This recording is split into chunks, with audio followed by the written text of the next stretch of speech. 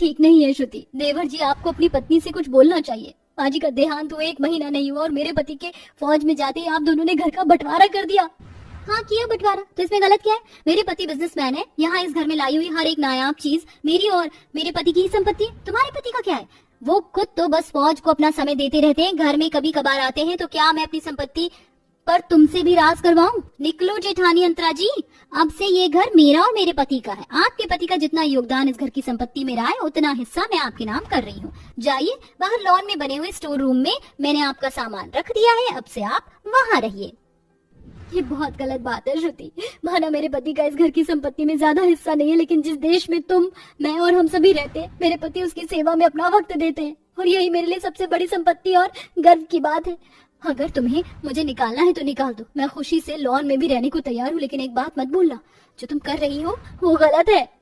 अंतरा अपनी देवरानी श्रुति से ऐसे बोलकर बाहर गार्डन में आ गई। गार्डन में एक छोटी सी झोपड़ी बनी हुई थी, जिसको घरवाले स्टोर रूम की तरह इस्तेमाल करते थे, लेकिन अब वही अंतरा का बसेरा था, क्योंकि उसकी देवरानी ने उस बंटवारे में सिर्फ वही दिया था उसे। अंतरा और श्रुति दोनों जेठानी और देवरानी थी, जिनमें जेठानी का पति नकुल फौज में था और श्रुति का पति बिजनेसमैन था। श्रुति का पति ज्यादा कमाता था, जिसकी वजह से श्रुति ने अंतरा को अलग कर दिया था। अंतरा का पति फौज में ही था, ऐसे में अब अंतरा अकेली पड़ चुकी थी।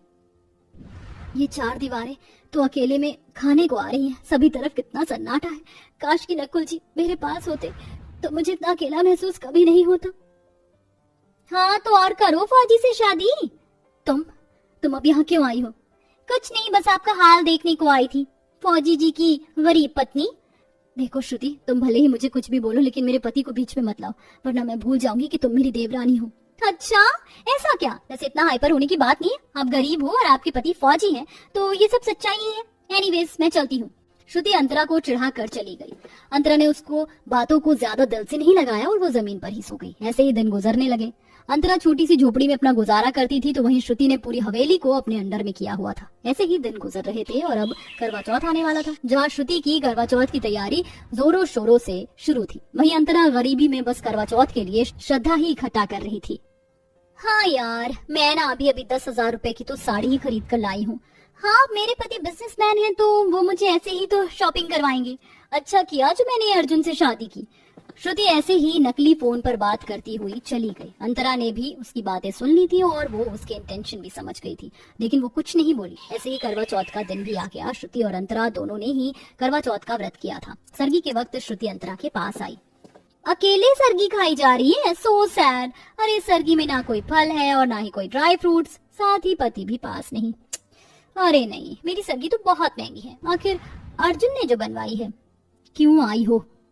कुछ नहीं, मैं तो बस देखने आई थी कि फौजी से शादी करके मेरी जेठानी का करवा चौथ कैसे मन रहा है, और करो फौजी से शादी। मैंने जिससे भी शादी की है मैं खुश हूँ, तुम जाकर अपनी सरगी खाओ श्रुति, वैसे भी दिन निकलने वाला है। अंतरा ने श्रुति को भेज दिया। श्रुति अंतरा को ताना मारकर अपने घर आ गई। फिर उसने सरगी खाई और ऐसे ही दोपहर के वक्त। हे भगवान, मैं चाहती हूँ कि मेरे पति अपने हाथों से मेरा व्रत खुलवाएं। मैं जानती हूँ ऐसा संभव नहीं है, वो फौज में है, लेकिन फिर भी मैं रात के आखिरी पहर तक उनका इंतजार करूंगी। अंतरा को पता नहीं था कि उसका पति फौज से उसके व्रत के लिए आएगा या फिर उसे तस्वीर देखकर ही व्रत खोलना होगा। वो बेचारी बस आस लगाए हुए थी। ना उसने अच्छे कपड़े पहने थे, ना ही श्रृंगार किया था। वहीं उसकी देवरानी उसे फौजी से शादी करने के ताने दिए जा रही थी। ऐसे ही दिन गुजर गया और रात आ गई। हर एक बढ़ती औरत बेसब्री से चांद के दिखने का इंतजार कर रही थी और ऐसे में श्रुति भी अपने पति के साथ गार्डन में ही थी। अरे यार, ये चांद दिखता क्यों नहीं है? अरे श्रुति, दिख जाएगा, करवा चौथ पर तो चांद हर बार देर से ही दिखाई देता है। लो, आगे तुम्हारे चंदा मामा, खोल लो अब व्रत। फाइनली इंतजार का दी एंड। श्रुति अर्जुन को देखकर व्रत खोलने लगी। वहीं अपनी झोपड़ी के पास खड़ी अंतरा भी ये मंजर देख रही थी। व्रत खोलकर श्रुति इतराते हुए अंतरा से बोली, अंतरा भाभी, आप भी व्रत खोल ही लो, आपके पति नहीं आएंगे। फौजी वगैरह से शादी करने का यही तो नुकसान है, वो तो हमेशा दूर ही रहते हैं। नहीं श्रुति, तुम मुझे सलाह मत दो, और मैं व्रत रात के आखिरी पहर तक इंतजार करके खोलूंगी। उससे पहले मैं व्रत नहीं खोलूंगी, क्योंकि मेरा दिल कहता है कि नकुल जी आएंगे। वो नकुल हैं, करण अर्जुन नहीं जो आएंगे। और करो फौजी से शादी, रहो अब आधी रात तक भूखी। अच्छा है मैंने अर्जुन को चुना। हाँ, की है मैंने फौजी से शादी, और मुझे अफसोस नहीं गर्व है। अच्छा ही है जो तुमने अर्जुन को चुना, कम से कम मुझे नकुल जी तो मिल गए। व्हाटएवर। अंतरा की बात सुनकर श्रुति चढ़ गई और श्रुति के चढ़ने से भी अंतरा ने खुद को कमजोर नहीं पड़ने दिया और उसने अपना व्रत नहीं खोला। चांद चमक रहा था लेकिन अंतरा को अपने चांद के आने का इंतजार था। रात के 12 बज गए। 12 बजे श्रुति अंतरा के पास बहाने से आई। जेठानी जी ये लो, मैंने प्रसाद बनाया था। नहीं, मैंने अभी व्रत नहीं खोला है और मुझे ये प्रसाद नहीं चाहिए। हाँ, अभी तक व्रत नहीं खोला? अरे खोल लो, तुम्हारे पति नहीं आने वाले हैं। नहीं, जब तक दिन निकलने की कगार पर नहीं आ जाता तब तक मैं व्रत में रहूंगी और तब भी अगर नकुल जी नहीं आए तो फिर मैं व्रत खोलूंगी। जो भी मर्जी, वैसे आपके पति नहीं आने वाले ये तो गारंटी है, फिर चाहे कितना भी इंतजार करो। श्रुति ऐसे बोलकर चली गई लेकिन अंतरा ने खुद को कमजोर नहीं पड़ने दिया। ऐसे ही रात के 2 बज गए। अंतरा की हालत भूख से खराब हो चुकी थी लेकिन उसने व्रत नहीं खोला। अंतरा अपने पति की राह देख रही थी कि तभी उसे रात के अंधेरे में एक परछाई दिखाई दी।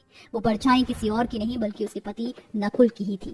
नकुल, नकुल जी आप आ गए। अंतरा भागती हुई नकुल के पास आ गई। उनकी आवाजें सुनकर श्रुति भी अपनी खिड़की पर आई और नकुल को देखते ही उसका मुंह उतर गया। नकुल जी आप आखिरकार आ ही गए। मेरा दिल कहता था कि आप आओगे इसीलिए मैंने इंतजार किया। चलिए अब मेरा व्रत खुलवाइए। तुमने अभी तक व्रत नहीं खोला? अंतरा ऐसे तो तुम्हारी तबीयत खराब हो सकती है। व्रत आपके लिए था तो कैसे खोल लेती। चलिए अब आप खुलवाइए और इस दुनिया को दिखा दीजिए कि मेरा इंतजार जाया नहीं था।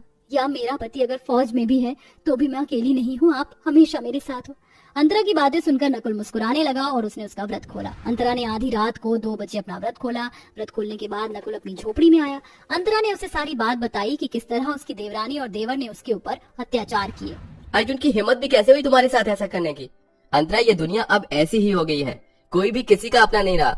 तुम एक काम करना, जब मैं फौज में वापस जाऊंगा तो तुम भी मेरे साथ ही चलना। मेरा जो प्राइवेट हाउस है तुम अब से वहाँ रहना, वहाँ मैं तुम्हारे पास भी आता रहा करूंगा। नकुल की बात सुनकर अंतरा खुश हो गई। फिर क्या था, अगली ही सुबह अंतरा और नकुल अपनी जिंदगी के नए सफर पर निकल गए। उन्होंने किसी को इस बारे में बताना जरूरी नहीं समझा था।